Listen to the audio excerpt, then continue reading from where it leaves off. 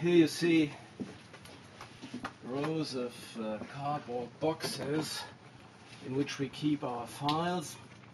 You see here the reference numbers.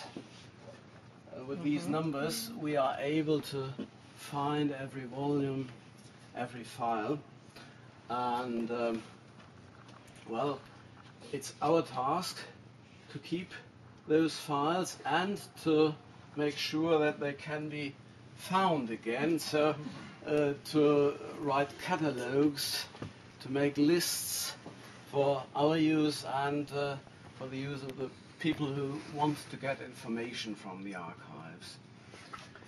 Excuse me, may I ask a question? Yes, of course. So are these open to the public? I may have not heard something. They're open for anyone who wishes to do research into these archives? Yes, that's right. That's right. We have two main tasks. The first task is to give information, to give help to the ministry, of course. And the second, but not less important task, is to give information to the public. That's usual.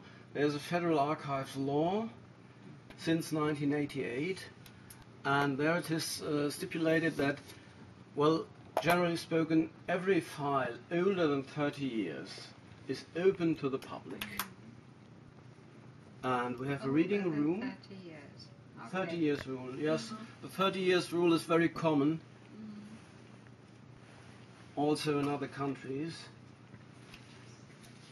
And yes, it might differ slightly, but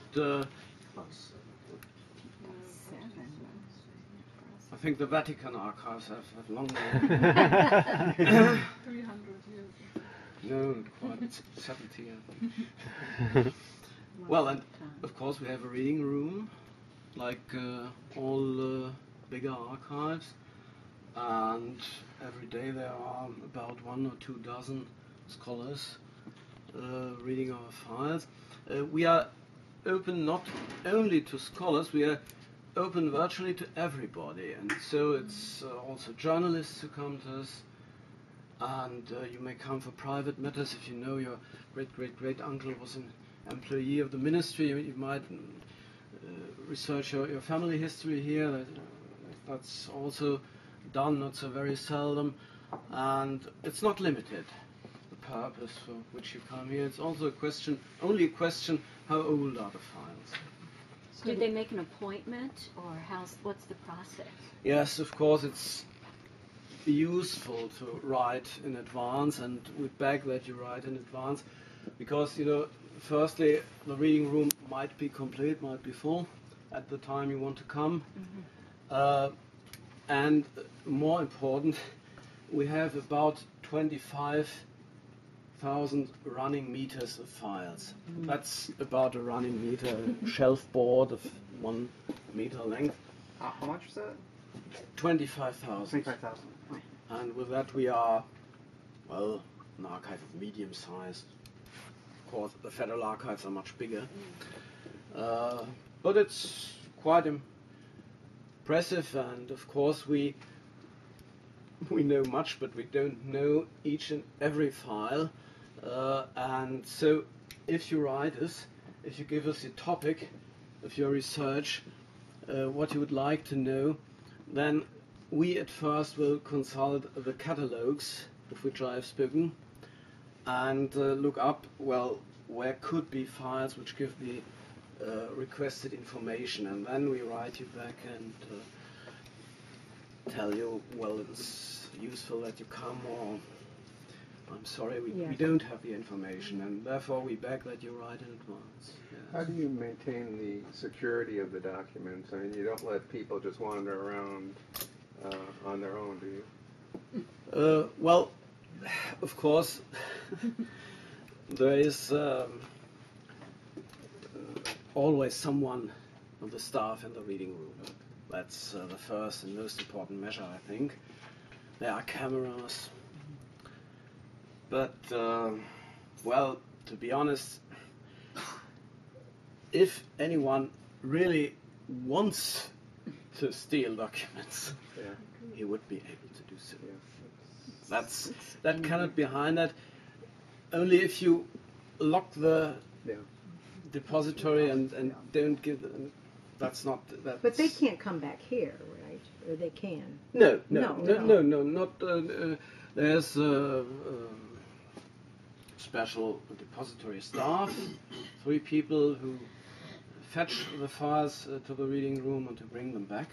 They get the orders from the reading room, and they fetch the files and bring them to the reading room to our users. So are in our reading, I'm at the State Department, and we have a FOIA.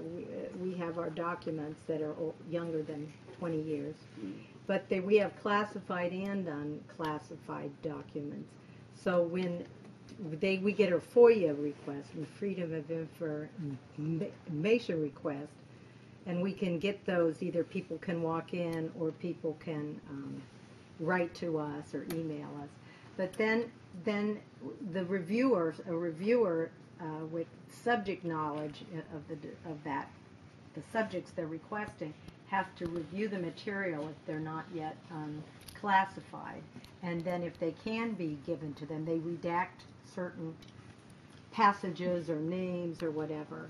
And is that a process that you do as well? Well, that's what I said about the 30 years rule. Right. And of course, if it's older, then it'd be at NARA and they could go there. That concerns only the, normal files. Mm-hmm. There are 2 exceptions, of course. First, the classified documents, which, originally you could not see. Oh, okay. Classified as secret or top secret, Mm-hmm. or I don't know what. But the latest rule in this respect is that those classified documents which are written today will be open to the public automatically also after 30 years, if there are not very important reasons to keep them secret longer.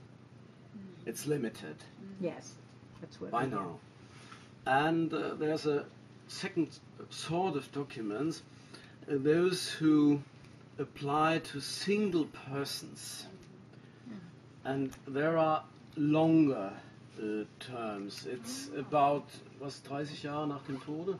30 years after the death of After the the person in death, question. yeah. Then you may see the documents, or if the date of death is not known to us. You cannot give private things. Some people are so impolite not to inform us when they die, so we don't know the date of death. Then it is 110 years after birth. That is considered to be Enough. sufficient. Enough, yes. Do you have preservation problems, concerns? What are the boxes from? That's, yes, that's a professional question. Of course, yes. Well,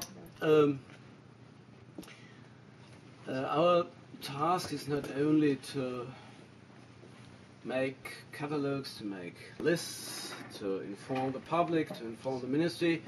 An important task is simply to keep those documents and to keep them in good health, to keep them from destruction.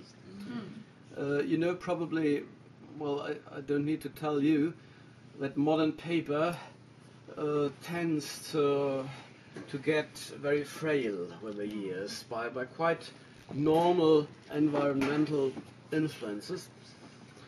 And of course that's also a problem to us.